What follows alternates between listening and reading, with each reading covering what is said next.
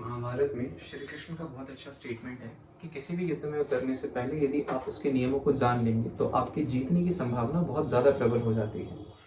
Class 10 की SST के chapters को हम धीरे धीरे डील तो करेंगे, लेकिन हमें ये समझना पड़ेगा कि हम एसएसटी को अप्रोच कैसे करें, क्योंकि ये अपने आप में बड़ा डायनामिक सब्जेक्ट है जिसमें काफ़ी सारे सब सब्जेक्ट्स हैं। ज्योग्राफी है, हिस्ट्री है, सिविक्स है, डिजास्टर मैनेजमेंट भी है एंड इकोनॉमिक्स भी है, जिसमें से 4 आपके एग्जाम में आते हैं। इन चारों की अलग अलग बुक्स हैं, राइट। तो इसको अप्रोच करने का सिंपल सा तरीका है, जैसे जैसे चैप्टर होता जाए वैसे वैसे उस चैप्टर की कीवर्ड्स जो मैं बोर्ड पे लिखूंगा जिसके थ्रू हम चैप्टर को गो थ्रू करेंगे, उसको आपको अपनी कॉपी पे नोट कर लेना है और साथ साथ कॉन्सेप्ट की क्लियरिटी और अंडरस्टैंडिंग को बनाए रखना है, जो आप मेरे साथ करेंगे, राइट। इसके अलावा आपको अपने शॉर्ट नोट्स बनाने हैं। शॉर्ट नोट्स का मतलब आपके नोट बहुत बड़े नहीं होने चाहिए, क्योंकि बड़े नोट्स एग्जाम टाइम पे रिवाइज नहीं हो पाते। बहुत छोटे छोटे नोट्स, और इसका सिंपल सा मतलब है जो मैं बोर्ड पे कीवर्ड्स नोट कर रहा हूँ सिर्फ उतना ही। उसके अलावा अगर आपको एक्स्ट्रा करना है तो आप कर सकते हैं। और इसके अलावा अगर आप क्वेश्चन आंसर्स करना चाहते हैं तो क्वेश्चन आंसर्स में सिर्फ आपको प्रीवियस ईयर क्वेश्चन ही सॉल्व करने हैं, क्योंकि बोर्ड एग्जाम में काफी सारे प्रीवियस ईयर क्वेश्चंस रिपीट होते हैं। न केवल बोर्ड एग्जाम में, आपके मॉक टेस्ट या उससे पहले जितने भी एग्जाम होंगे उसमें बेसिकली प्रीवियस ईयर क्वेश्चन का ही रिपीटेशन आपको देखने को मिलता है, राइट। तो आपको प्रीवियस ईयर क्वेश्चंस अच्छे से करने हैं, मैं भी आपको सारे प्रीवियस ईयर क्वेश्चंस करवाऊंगा। तो इसके थ्रू आपके नंबर काफी ज्यादा हद तक इंप्रूव हो पाएंगे अगर आप हमारे साथ डेली क्लासेस में जुड़े रहेंगे तो। हाय, वेलकम टू कॉन्सेप्ट सीरीज, जिसमें आज हम क्लास 10th की बुक डेमोक्रेटिक पॉलिटिक्स पार्ट 2 को इनिशिएट करने वाले हैं। और आज हम जिस चैप्टर को डील कर रहे हैं वो है आपका chapter number 1, power sharing. Hindi में इसे सत्ता की साझेदारी कहा जाता है। इस चैप्टर को हम स्टार्ट तो करेंगे, लेकिन उससे पहले एक बेसिक स्टोरी को समझते हैं ताकि इस चैप्टर की बेटर अंडरस्टैंडिंग बने। सपोज कीजिए कि ये कोई पर्सन है, राइट, और इसके पास है एक लड्डू और इसके 2 बच्चे हैं, और इसे इस लड्डू को क्या करना है, डिस्ट्रीब्यूट करना है। लेट्स से कि एक लड्डू इस बच्चे को दे दिया तो ये वाला बच्चा अपसेट हो जाएगा, और अगर ये लड्डू सिर्फ इस बच्चे को दे दिया तो ये वाला अपसेट हो जाएगा। तो आपके माइंड में आ चुका होगा कि हाफ हाफ इसको डिस्ट्रीब्यूट कर देना चाहिए। पावर के साथ भी यही कॉन्सेप्ट अप्लाई होता है। अगर किसी कंट्री में 2 या 2 से ज्यादा कम्युनिटी हैं और उनमें से किसी एक के पास या कुछ के पास पावर है, बाकी के पास नहीं है, तो वो बाकी डिसअपॉइंट रहेंगे। पावर शेयरिंग का ये जो चैप्टर है प्यारे बच्चों, ये हमें यही सिखाता है कि अगर आप पावर को इक्वली डिस्ट्रीब्यूट नहीं करोगे तो उसके कॉन्सिक्वेंसेस लोगों के बीच अच्छे नहीं होंगे, और उसके इंपैक्ट के रूप में किसी देश में बहुत बड़ी क्राइसिस की सिचुएशन भी एवॉल्व हो सकती है। पावर शेयरिंग कितना इंपॉर्टेंट है, पावर शेयरिंग के होने से क्या अच्छा होता है और क्या अच्छा नहीं हो सकता, इसको हम समझेंगे 2 कंट्रीज के एग्जांपल्स के थ्रू, जिसमें से एक कंट्री है बेल्जियम और दूसरी कंट्री है श्रीलंका। बेल्जियम में 2 कम्युनिटी थी, श्रीलंका में भी 2 कम्युनिटी थी, लेकिन बेल्जियम में पावर शेयरिंग होती है जिसकी वजह से उन कम्युनिटीज के बीच आई प्रॉब्लम को सॉल्व कर लिया जाता है। लेकिन श्रीलंका में क्योंकि पावर शेयरिंग नहीं हो पाती, इस वजह से कम्युनिटीज के बीच की प्रॉब्लम इतनी बड़ी हो जाती है कि देश को सिविल वॉर जैसे क्राइसिस का सामना, गृह युद्ध जैसे संकट का सामना करना पड़ता है। आइए अब इन 2 कंट्रीज के रेफरेंस से हम समझते हैं कि पावर शेयरिंग कितनी इंपॉर्टेंट है। लेकिन उससे पहले इन कंट्रीज के बारे में, इनकी पॉपुलेशन और इनकी ज्योग्राफी से रिलेटेड कुछ बातों को जानना होगा। आइए इसी प्रोसेस में हम आगे समझते हैं बेल्जियम के फीचर्स को। देखिए, बेल्जियम को हमें 2 कॉन्टेक्स्ट में समझना है, बेल्जियम को 2 संदर्भों में हमें जानना है। पहला तो बेल्जियम के ज्योग्राफिकल कंपोजिशन, यानी कि बेल्जियम की भौगोलिक विशेषताएं।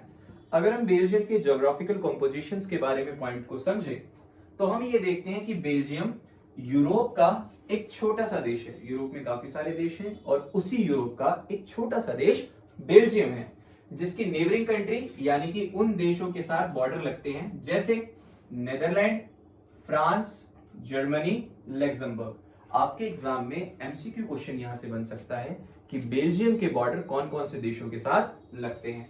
अगर हम बेल्जियम की पॉपुलेशन को स्टडी करें तो इसकी पॉपुलेशन 1 करोड़ से थोड़ी सी ज्यादा है, लिटिल ओवर 1 करोड़, यानी कि हमारे हरियाणा के कंपैरिजन में इनकी पॉपुलेशन लगभग आधे के आसपास होगी, हरियाणा की आधी पॉपुलेशन के आसपास। अगर हम कैपिटल की बात करें बेल्जियम की, तो आपको पता है हर देश की कैपिटल होती है, बेल्जियम की जो कैपिटल है वो ब्रुसेल्स है।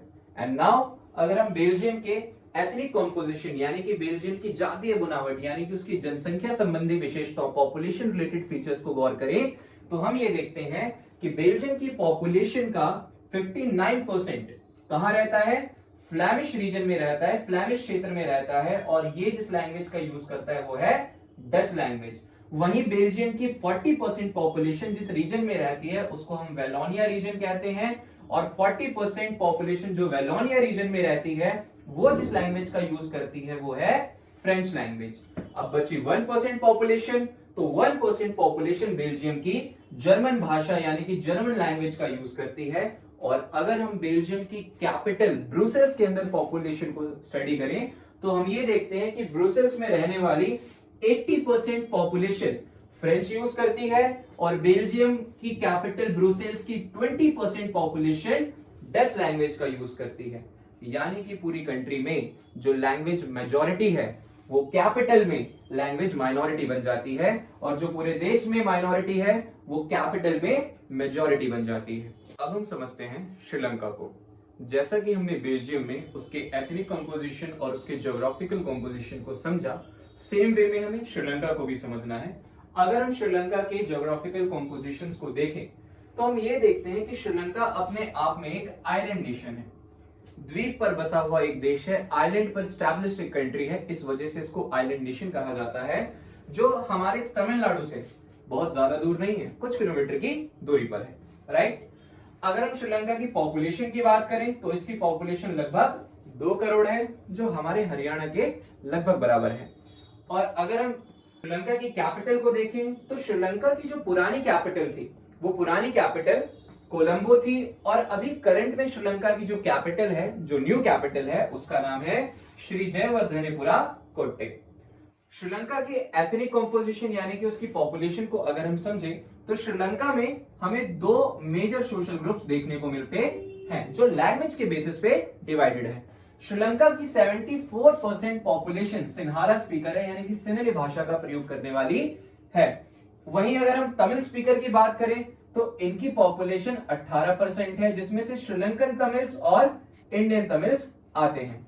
अब तमिल तो इंडिया के लोग हैं, श्रीलंका में तमिल्स कैसे पहुंचे, तो देखिए जिस समय अंग्रेजों ने इंडिया को गुलाम बनाया उसी समय अंग्रेजों ने श्रीलंका को भी गुलाम बनाया था, और श्रीलंका में लगाई गई फैक्ट्री में मजदूरों को ले जाने के लिए उन्होंने इंडिया से काफी ज्यादा मजदूर, काफी ज्यादा लेबर्स हायर किए, जिनको श्रीलंका ले जाया गया। और आज श्रीलंका में जो इंडियन तमिल्स हैं वो बेसिकली उन्हीं की आगे की जनरेशन है।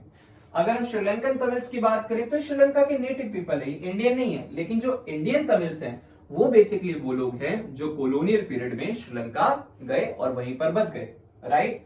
अगर हम श्रीलंकन तमिल्स की बात करें तो श्रीलंकन तमिल्स जो हैं वो बेसिकली नॉर्थ और ईस्ट पार्ट में श्रीलंका के रहते हैं। इसके अलावा अगर हम ज्यादातर सिन्हाला स्पीकिंग के बारे में पॉइंट देखें तो ज्यादातर ये बुद्धिस्ट हैं, वहीं ज्यादातर जो तमिल्स हैं वो हिंदू रिलीजन को मानने वाले लोग हैं। श्रीलंका में 7% पॉपुलेशन क्रिश्चियंस की है, जो तमिल और सिन्हाला दोनों हैं। तो बेसिकली हमने अभी तक श्रीलंका और बेल्जियम में ये देखा कि श्रीलंका और बेल्जियम दोनों में ही पॉपुलेशन के 2 ग्रुप्स हैं, मेजॉरिटी एंड माइनॉरिटी। मेजॉरिटी यानी कि बहुसंख्यक जिनकी पॉपुलेशन ज्यादा होती है, और माइनॉरिटी यानी कि अल्पसंख्यक जिनकी पॉपुलेशन कम होती है। तो बेसिकली बेल्जियम और श्रीलंका दोनों में ही मेजॉरिटी और माइनॉरिटी में कॉन्फ्लिक्ट होगा। उस कॉन्फ्लिक्ट को हम आगे चैप्टर में समझेंगे, लेकिन अभी एक अंडरस्टैंडिंग बनाने के लिए हमें यह समझना जरूरी है कि बेल्जियम में मेजॉरिटी और माइनॉरिटी यानी कि डच स्पीकिंग और फ्रेंच स्पीकिंग के बीच जो कॉन्फ्लिक्ट हुआ उसको सॉल्व किया गया पावर शेयरिंग के थ्रू। लेकिन श्रीलंका में जो Sinhala speaking and Tamil speaking लोगों के बीच डिस्प्यूट हुआ उसको सॉल्व करने के लिए पावर शेयरिंग का ऑप्शन अपनाया जा सकता था, लेकिन वो नहीं अपनाया, जिसके बहुत खतरनाक कॉन्सिक्वेंसेस हुए, जिस वजह से श्रीलंका को एक सिविल वॉर को फेस करना पड़ा।